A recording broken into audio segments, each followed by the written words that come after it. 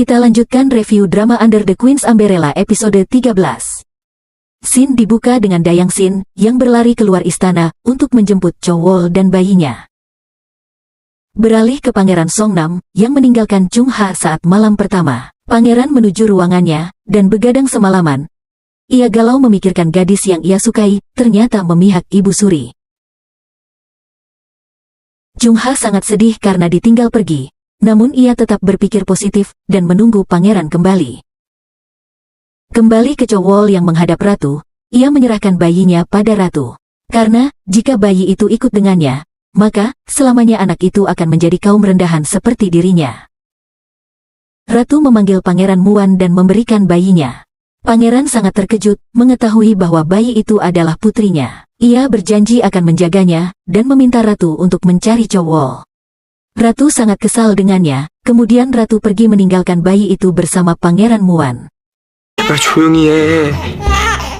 Bayi itu mulai menangis semalaman. Pangeran Muan tidak bisa menenangkannya. Ia merasa frustasi dan lelah. Paginya, saat berkunjung ke kediaman Ibu Suri, Chung Ha bertanya mengapa pangeran meninggalkannya malam itu, namun, Pangeran Songnam mengabaikannya. Di dalam, Ibu Suri menanyakan tentang gosip yang beredar, bahwa mereka belum tidur bersama. Pangeran Songnam menjawab dengan ketus, namun istrinya berusaha menyembunyikan hal itu, dan mengatakan bahwa mereka bersama kemarin malam. Setelah itu, Putri Mahkota menemui Ratu untuk menanyakan, mengapa putranya meninggalkannya pada malam pertama. Ratu menghibur Chung Ha, dan mengatakan akan mengatur ulang hari untuk mereka tidur bersama. Pangeran Muan meminta bantuan Dayang Sin untuk menjaga bayinya. Ratu marah mengetahui Dayang Sin membantu Pangeran Muan. Saat bayi itu digendong Ratu, ia langsung diam dan tidur.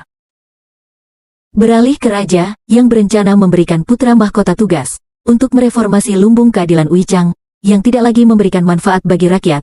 Semua menteri menyetujui keputusan Raja, kecuali Kepala Dewan Kerajaan.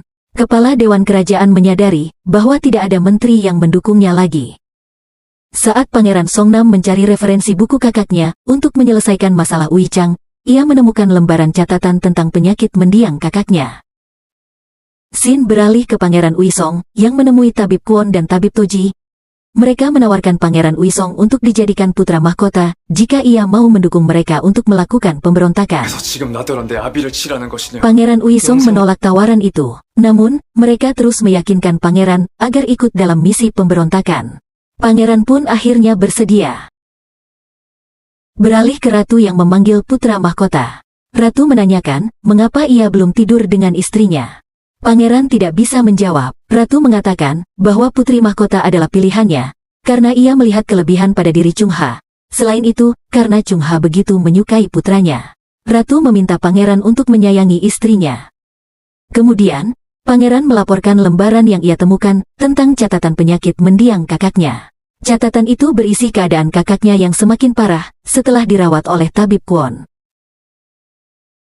Tabib Kwon kembali ke istana atas perintah Ratu yang telah disetujui Raja. Kepala Dewan Kerajaan dan Selir Huan heran mengapa Ratu memanggilnya kembali.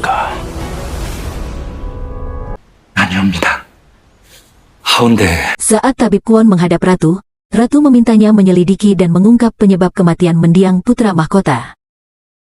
Chung Ha berinisiatif membawakan sirup gandum untuk Pangeran Songnam. Saat masuk, ternyata pangeran sedang ganti baju.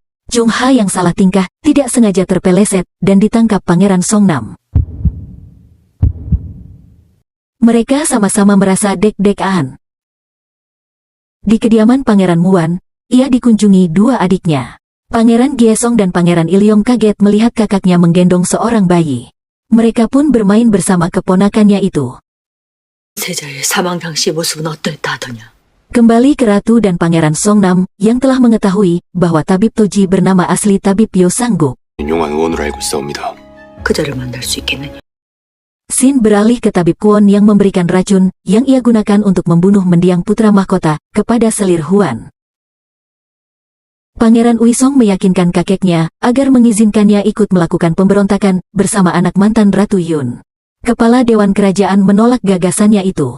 Pangeran Uisong berambisi menjadi raja, dan berencana akan membunuh putra mantan Ratu Yun setelah pemberontakan berhasil dilakukan. 나라가 어디 아픈 것 같습니다. 미열도 있는 것 같고. Esoknya, Pangeran Muan panik karena anaknya sakit panas. Pangeran meminta Ratu mencari cowok agar anaknya bisa bertemu ibunya. Ratu membuat pangeran berjanji untuk tidak lari dari masalah dan mau bertanggung jawab. Kemudian, Ratu memanggil Dayang Pengasuh yang ternyata adalah Cowol. Ratu menjadikan Cowol sebagai Dayang Pengasuh yang menyusui anaknya sendiri. Pangeran Muan dan Cowol sangat bahagia bisa bertemu lagi, meskipun mereka harus menyembunyikan hubungannya. 줬던 곳이냐?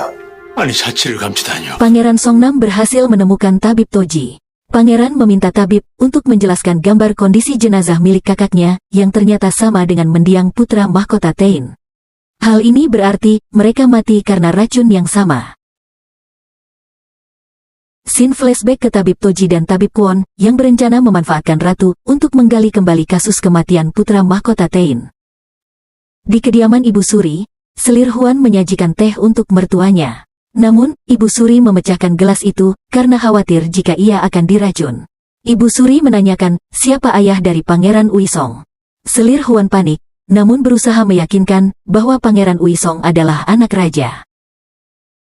Scene beralih ke tabib Kwon yang mendatangi dan memberi hormat ke mantan Ratu Yun.